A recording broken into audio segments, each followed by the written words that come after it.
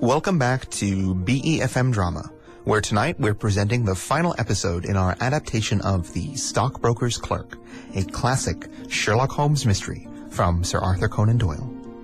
Holmes and Watson have come up to Birmingham on the request of Mr. Hall Pycroft, a young London clerk who has found himself involved in some very puzzling circumstances. When the three men arrived at the company offices, they found Pinner in a state of miserable despair, and now he has done the unimaginable. Excusing himself and leaving the room, Pinner has made an attempt on his own life.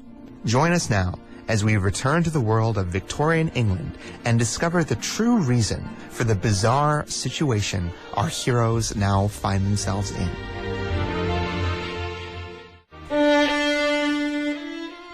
The three of us stood in a semicircle around the prostrate body of Mr. Pinner, who was now breathing loudly but evenly. We were shocked by the horrible thing we had just witnessed and thoroughly baffled as to its cause. It's a blessed mystery to me. Why on earth did they want to bring me all the way up to Birmingham for? Pooh! All that is clear enough. It is only this last sudden move by Mr. Pinner that is incomprehensible to me. You understand the rest, then? I think that it is fairly obvious. What do you say, Watson? I must confess that I am completely out of my depth on this one, Holmes. I'm only glad we've managed to prevent the loss of this man's life. Oh, surely, though, if you consider the events with a rational mind, they can only point to one conclusion. So, what do you make of them? What is your rational explanation for all this madness? Well, the whole case hinges upon 2 points. The first is that Pycroft was made to write by hand a declaration by which he entered the service of this preposterous company. Do you not see how very suggestive that is? I'm afraid I missed the point. Well, why then did they want him to do it? Not as a business matter, for these arrangements are usually verbal, and there was no sane business reason why this case should be an exception. Don't you see, my young friend, that they were very anxious to obtain a specimen of your handwriting, and had no other way of doing it? But why? Why would they desire such a thing? Quite so. Why? When we answered that question, we will have made some progress in this little problem. Why? There can be only one adequate reason. Someone wanted to learn to imitate your handwriting and had to obtain a specimen of it first. And now we move on to the second point, which you'll find sheds light on the first. The second point is the request made by Pinner that you should not write to resign your place at Mawson's. My God, the £5 bet he said he made with the director of Mawson's. How Mawson's would never hear from me again after I accepted Pinner's offer. I was so angry at the story Pinner had told me about the Mawson's manager that I didn't think much of it after. Exactly. As you never wrote to resign your position, the manager of Mawson's was left with the full expectation that a Mr. Hall Pycroft, whose application had been accepted by mail and whom he had never seen in person, would enter the Mawson's office that Monday morning and begin work. My, what a blind beetle I've been. Now you see the point about the handwriting. Suppose someone turned up in your place who wrote with a completely different style than the one you used when you first applied for the position. If their handwriting did not resemble your own, the game would have been up. But in the interval, the rogue, whoever he was, learned to imitate your writing, and was therefore free to assume your place at Mawson's. I presume that nobody in their office had ever set eyes upon you. Pycroft groaned in frustration. Not a soul. Very good. Of course, it was of the utmost importance to prevent you from thinking better of your decision and keep you from coming into contact with anyone who might tell you that another Hall Pycroft was hard at work in Mawson's office.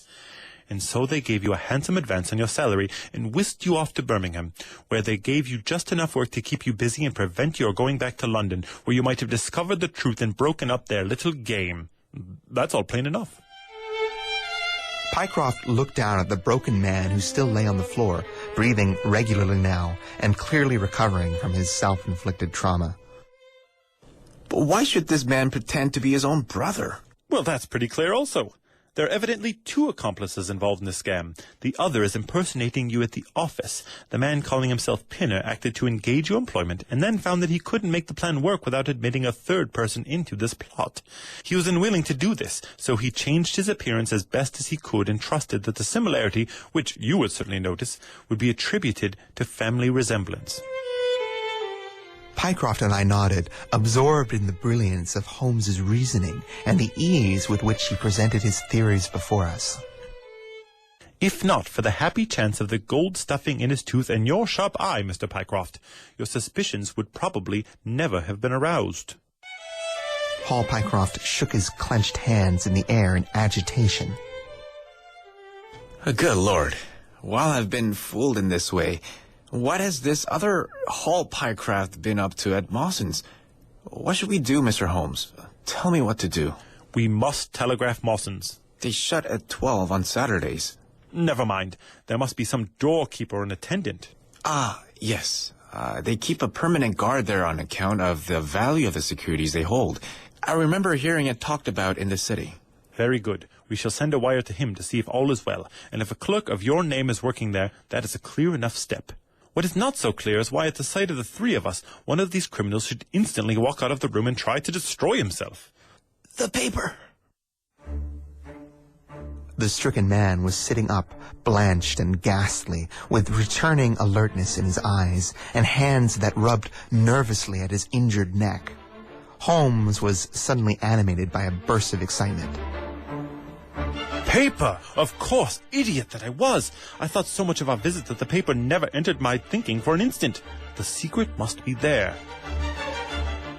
He flattened it out on the table and with a cry of triumph pointed at a headline.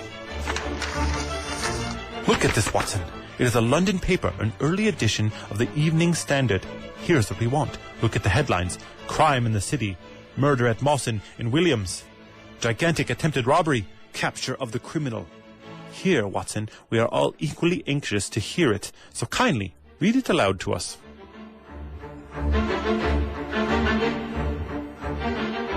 The news appeared by the prominent position of the headline to be the talk of London. I lifted the paper to my eye and read the article as follows. A desperate attempt at robbery, culminating in the death of one man and the capture of the criminal, occurred this afternoon in the city. For some time, Mawson and Williams, the famous financial house, has been a guardian of securities which together amount to a value of considerably more than £1 million sterling. So concerned was the manager by his responsibility to protect these valuable documents that great steps were taken to invest in safes and vaults of the most advanced design. An armed watchman was on guard duty day and night in the building. It appears that last week a new clerk named Hall Pycroft was hired by the firm. This person appears to have been none other than Beddington, the famous forger and safecracker who, along with his brother, had only recently emerged from a 5-year sentence of penal servitude.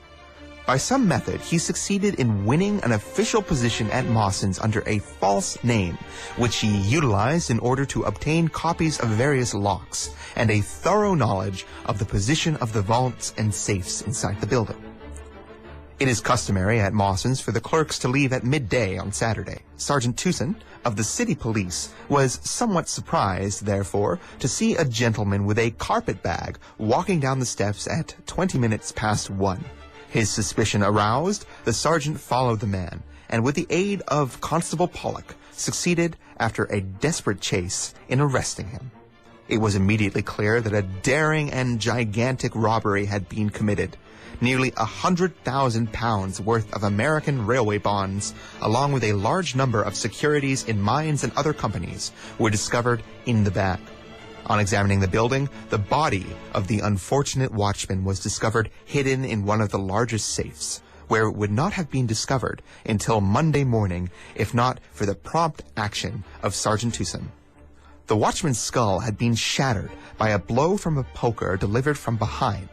There could be no doubt that Beddington obtained entrance to the building by pretending that he had left something behind at his workstation, and, having murdered the watchman, rapidly emptied the large safe and made off with his booty.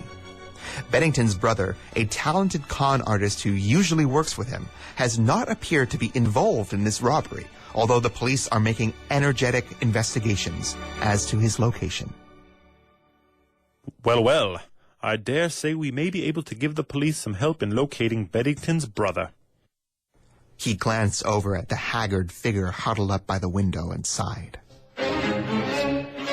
Human nature is a strange mixture, Watson. You see that even a villain and murderer can possess such affection for his brother that he turns to suicide when he learns his sibling's life is a forfeit. Well, we have no choice as to our actions. We'll need to have a long conversation with the authorities about your role in all of this, Pycroft, but I will vouch for you, and my word carries weight. You're a promising young man, and may even return to work at Mawson's after all when all is said and done. The doctor and I will remain here on guard. Mr. Pycroft, would you kindly step downstairs and call in the police?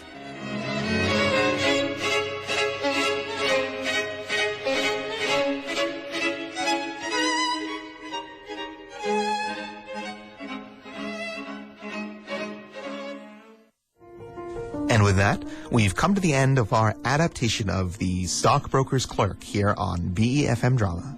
Please join us again next week for another exciting radio adaptation from BeFM Drama.